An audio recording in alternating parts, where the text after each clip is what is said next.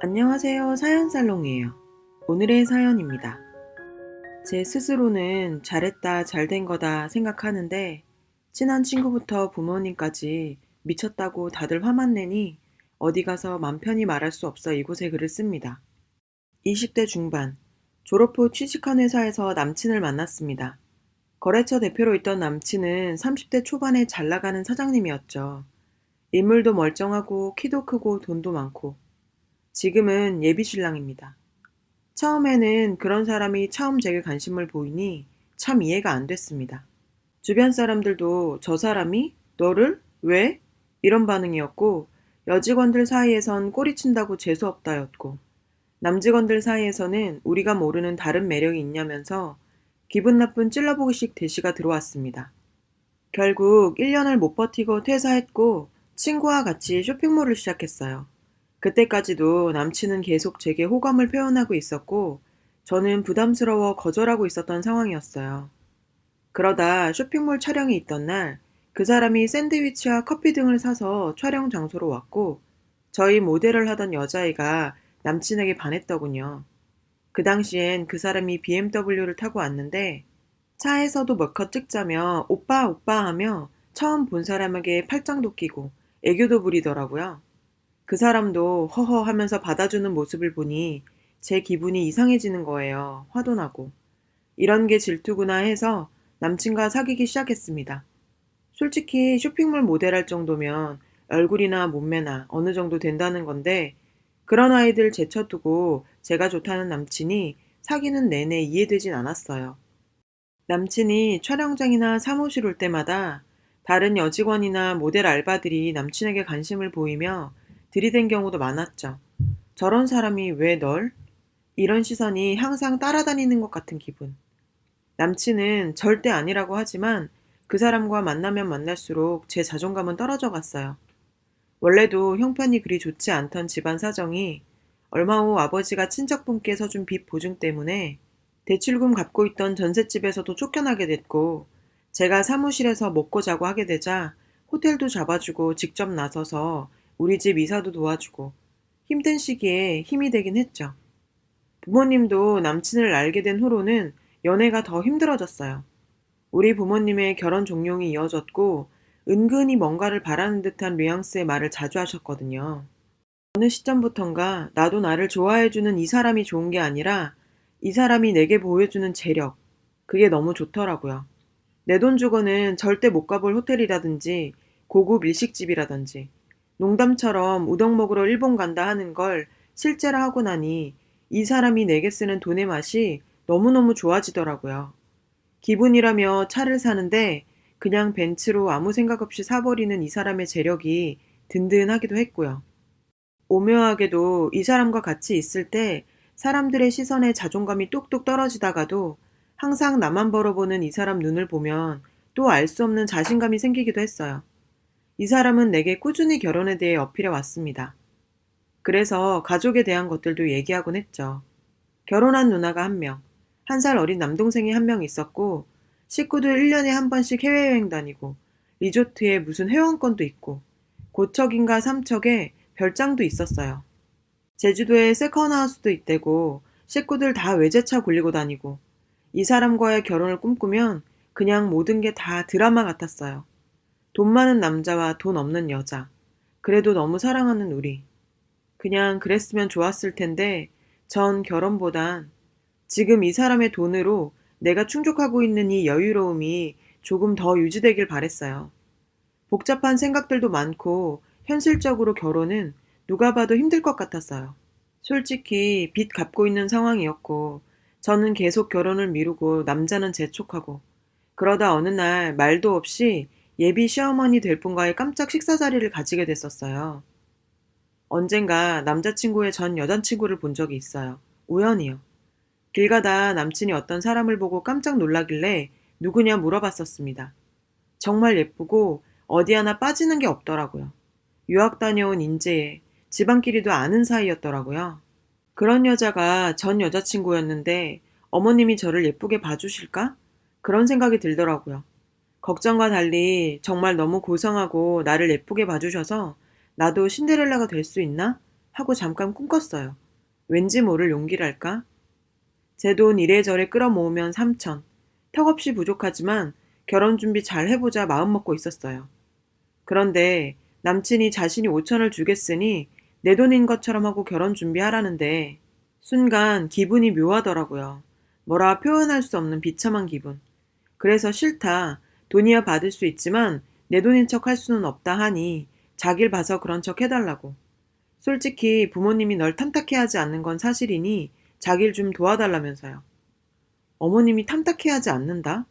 아니 그럼 저한테 한 행동들은 뭐였나요? 결혼하면 2년 정도는 정부치고 살자고까지 하셔놓고 왜 뒤에서 그러시는 건지 기분이 이상했죠. 아, 이래서 시어머니라는 소리가 나오는 거구나. 시댁이 왜 시댁이겠어? 생각하면서 일단 눈 꼭 감고 결혼까지 가보기로 했습니다. 상견례 날 남친이 우리 태우러 와서 같이 이동하고 있는데 남친이 혹시 모르니 알고 계시라면서 말을 꺼내더라고요. 지금 살고 계신 집은 자가인 걸로 하고 월세거든요. 그리고 따님 결혼 준비 자금은 8천이라고 알고 계시라고. 그때 농담처럼 아빠가 결혼하면 김서방 덕에 진짜로 집이 생기겠네 하면서 싱글벙글 하시는데 겸연쩍어 하면서 허허 웃는 남친 얼굴을 보기가 민망하더군요. 상견례장에서 예비 시부모님을 뵈었을 땐 왠지 어쩔 수 없이 나오셨다는 느낌을 강하게 받았습니다. 그래도 끝까지 저희 부모님과도 고상하게 얘기해 주셨어요. 그래요. 그것만도 감사해야죠. 자기 중 예비 시모가 또 그러시대요. 아쉽다 하시면서 우린 애들이 한 2년 같이 살다가 나갔으면 좋으련만 우리 아들이 결사 반대네요 라고 웃으면서 말씀하시는데 그 와중에 엄마가 결혼하면 그 집안 가풍도 익힐 겸 몇 년 같이 사는 것도 괜찮죠 라고 말하길래 그냥 그렇게 농담처럼 말하고 끝난 줄 알았더니 그 집에 들어가서 살으라고 난리인 거예요. 그럼 그 집에 뭐 혼수 들어갈 거 있냐면서 들어가서 살고 네 결혼 자금 남을 테니 달라고. 그래서 제가 내 돈이 아니고 오빠 돈이잖아. 남으면 다시 오빠를 줘야지 했더니 그 집이 돈 몇천 없다고 죽냐고. 근데 우리는 죽는다고 합니다. 숨이 꽉 막혀오네요. 그때부터 이 결혼이 내 부모가 무섭기 시작했고 남친이 너무 불쌍하더군요. 남친 만나 얘기했습니다. 내가 왜 이런지 모르겠지만 자꾸 안 좋은 결과만 예상된다. 왠지 결혼하게 되면 당신도 나도 너무 불행해질 것 같다 하니 자신은 괜찮다고 하는데 저는 이 결혼 꿈꾸면서 행복하지가 않아요. 막말로 남친이 비싼 스테이크를 사줘도 이 상황이 불편하고 모든 게 숨이 막히는 것 같고 짜증나기 시작했어요. 그래도 신데렐라가 될 수 있으니까 하고 스스로 위로하며 결혼 진행을 하고 있었어요. 그러다 제가 정말 바닥에 있구나. 나는 왜 이것밖에 안 되지? 생각하게 되는 결정적인 일이 생겼어요. 남친 누나는 현재 해외에 있어서 다음 달에 보기로 하고 우선 남친의 남동생을 만났어요. 자기 여자친구를 데려왔더라고요. 형 가면 자신도 곧 결혼할 거라는데 지금 대학생이라는 그 여자애는 얼굴도 이쁜데 학교도 연세대, 부모님이 의사이고 언니가 변호사라네요. 영국으로 유학도 갔다 왔대고 차도 무슨 스포츠카 같은 외제차. 아, 이게 진짜 끼리끼리구나 싶더라고요. 다시 남친의 전 여자친구 생각이 나더라고요. 어느 하나 빠질 것 없는 사람들. 세상에 존재하지 않을 것 같던 사람들. 나는 불청객이구나. 분명 내 위주로 얘기가 돌아가고 있는데 나는 할 말이 아무것도 없는 거. 그 여자애도 저에 대해 알고 있는 것 같았어요. 표정과 행동이 그냥 저를 무시하고 있었으니까요. 그냥 웃는 거 외엔 아무것도 할 수 없는 불편함. 정말 이득이 눈에 보여 눈 감고 있었는데 현실을 직시하게 됐어요. 맞잖아요. 저도 그냥 돈 보고 좋은 여자들과 다를 게 뭘까요? 안 맞는 속옷이라도 입은 것처럼 불편해서 편하게 숨도 한번 크게 들이키기 힘든 기분. 집으로 돌아오는 차 안에서 그냥 눈물이 쏟아지고 남친은 당황하는데 헤어지자고 했어요. 헤어져 달라고. 이런 마음으론 결혼할 수 없고 나는 우울해서 미쳐버릴지도 모른다고. 내 스스로 계속 비교하고 견눈질하는 내가 싫고 작게 쪼그라들어서 숨도 못 쉬게 될 것 같다. 나는 신데렐라 할 수 있는 애가 아니었다고 말했습니다. 너무 울어서 목소리까지 쉬어버렸는데도 악다구니 써가며 얘기했는데 괜찮다고 내가 있잖아 라고 안아주는 남친이 왠지 모르게 미웠어요. 집에 와서 결혼 안 할 거라 얘기하니 아빠에겐 뺨까지 맞았고 엄마는 머리 싸매고 누웠어요. 친구들은 저보고 배부른 소리에 미쳤다 하지만 한편으론 잘 됐다면 쑥덕거렸죠. 아니면 내심 바랬던 일인지. 파혼 소식 전하고 예비 시모한테 연락 한 통 올 줄 알았더니 아무 말도 없네요. 그 사람 역시 힘들었던지 일주일쯤 후에 식장이랑 신행 취소했다고 연락 한 통 오고 끝. 다 내가 원한 대로 된 건데 왜 아직 눈물이 나는지 붙잡고 되돌리려면 되돌아갈 수 있을 것 같은데 되돌리고 나면 다시 발을 빼고 싶어질 것 같은 기분. 아마 부모님 눈에는 그 사람이 황금알을 낳는 거위처럼 보였겠죠. 우리 부모님한테 그런 모습이 원래 있었던 것 같지는 않아요. 아마 그랬다면 그 사람이 가진 부에 대해 솔직하게 말하지 않았을 거예요. 아니면 그런 부모 밑에서 큰 저도 그냥 돈이면 다 되는 사람이었겠죠. 부모님이 돈 때문에 저한테 그런 말들을 했을 때 그렇게까지 실망하지도 않았을 거예요. 원래 그랬었다면 말이에요. 동화에서도 거위 주인 부부도 욕심 있는 사람들이 아니었지만 황금알을 낳는 거위를 보고 점점 욕심이 커진 것처럼 말이에요. 처음 이사 돕겠다고 온 그 사람의 외제차를 보고 돈이 좀 많나 보다 했던 게 어느 동네 산다고 하니 괜히 달라 보이고 회사까지 운영한다니 또 마음이 동하고 조금씩 욕심이 커지셨던 것 같아요. 그 사람도 농담처럼 자신이 있는 게 돈뿐이다. 따님 제가 데려가면 진짜로 호강시켜줄 수 있다. 이런 얘기를 했고요. 그리고 제 마음은 그 사람의 돈도 돈이지만 나를 사랑해준다는, 사랑받는다는 그 느낌이 좋았던 것 같아요.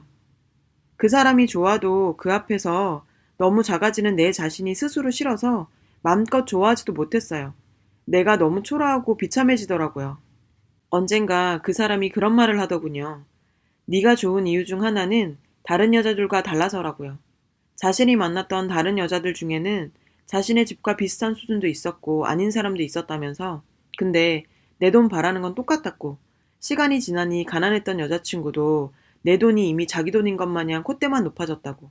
그런 거에 지쳤는데 저한테선 그런 모습이 없어서 좋다고요.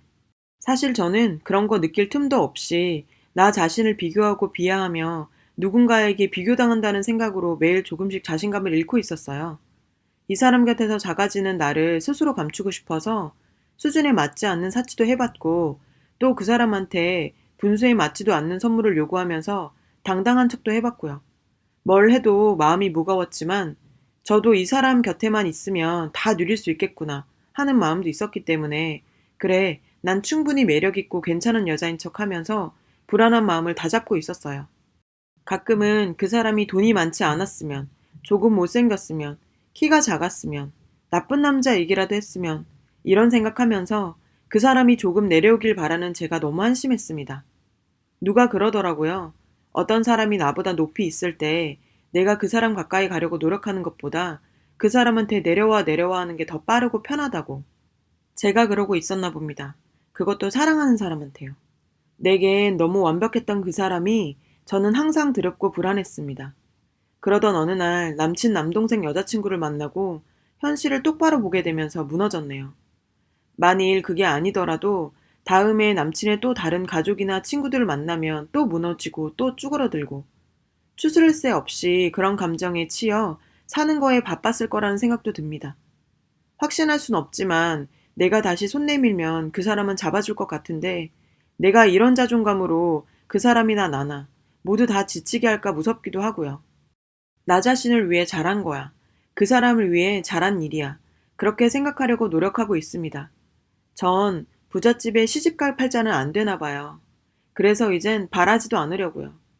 아마 한동안은 찌질하게 그 사람이 어떤 사람 만날까 궁금해서 못 견디다가 막상 또 누구 만난다고 하면 와르르 무너질지 모르지만 송충이는 솔잎을 먹어야 한다고 저는 제 수준에 맞는 짝, 저도 당당하게 사랑할 수 있는 사람 만나는 게 진짜 행복이겠죠. 그렇게 믿을래요. 복잡한 심경에 두서없이 써서 제 마음이 잘 전달되지 않았을지도 모르겠지만 위로하는 말이 듣고 싶어 하염없이 쓴 글입니다. 글 읽어주셔서 감사합니다. 여러분, 사연 댓글에 응원과 현명한 조언 부탁드려요. 좋아요와 구독은 저에게 큰 힘이 됩니다. 오늘도 좋은 일 가득하세요.